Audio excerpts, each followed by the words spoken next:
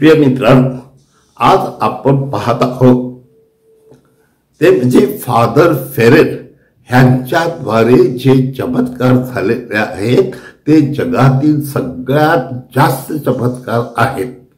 विशेष करून संत लुईस बेर्ट्रॅड हे म्हणतात की परमेश्वराने फादर फेरेटद्वारे जे चमत्कार केलेले आहेत ते आजपर्यंत कोणीही करू शकले नाही।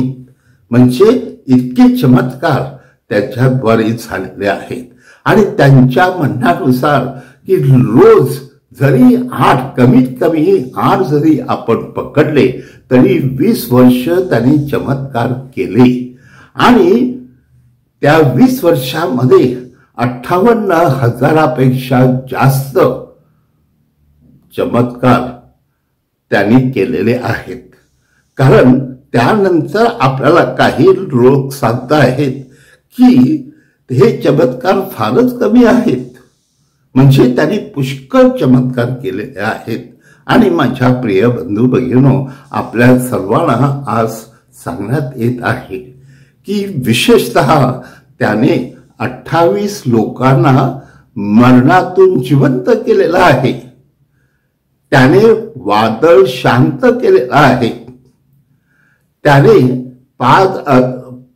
5 मासे आणि 7 भाकऱ्या ह्यातून त्याने 4,000 लोकांना जेवण दिलेलं आहे। म्हणजे माझ्या प्रिय बंधू भगिनींनो, प्रभू येशू ख्रिस्ताच्या चमत्काराप्रमाणे या माणसाने जे चमत्कार केलेले आहेत ते खरोखर कौतुकास्पद आहेत। आणि विशेषतः तो स्वतः कधी कधी तो फक्त स्पॅनिश भाषेत बोलायचा, पण सगळ्या लोकांना त्यांच्या भाषेमध्ये हे सगळं कळायचं। हे त्याचं वैशिष्ट्य होतं। प्रिय मित्रांनो, एक वैशिष्ट्य म्हणजेच की त्याला जेव्हा वेळ नव्हता तेव्हा त्याने त्याच्या काही सहकारी धर्मगुरूंना हे दान दिलं होतं। म्हणून त्याच्या गैरहजेरीत हे धर्मगुरू जाऊन लोकांना बरे करीत असत। एवढंच काय की काही प्रापंचिकाला अजून काही हक्क दिलेले होते। म्हणजेच एक गरीब आणि विधवा बाई होती, परंतु ती फार धार्मिक होती। मग तिच्याद्वारे ती नेहमी लोकांकडे जात असे। तर एक दिवस ती एका माणसाकडे गेली।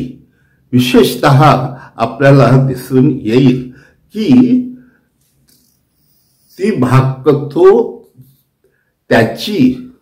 ती चादर घेतो आणि तो त्या माणसाच्या अंगावर टाकतो आणि तो बरा होतो। दुसरी गोष्ट की त्याने त्याच्याकडे जो क्रूस होता तो क्रूस देखील एका व्यक्तीकडे त्याने दिलेला होता आणि त्या क्रूसाद्वारे त्याने देखील अनेक चमत्कार त्या व्यक्तीने फादर फेरेटच्या गैरहजेरीत केलेले आहेत। प्रिय मित्रांनो, अजूनही आपल्या लक्षात येईल की फादर फेरेट हे स्वतः इतरांना आशीर्वाद देत असत। तर त्यावेळेला एक दिवस ते एका शहराच्या गेटमधून जात होते आणि त्या गेटच्या दोन्ही बाजूला काही आंधळे, लुळे, पांगळे, बहिरे हे सगळे बसलेले होते।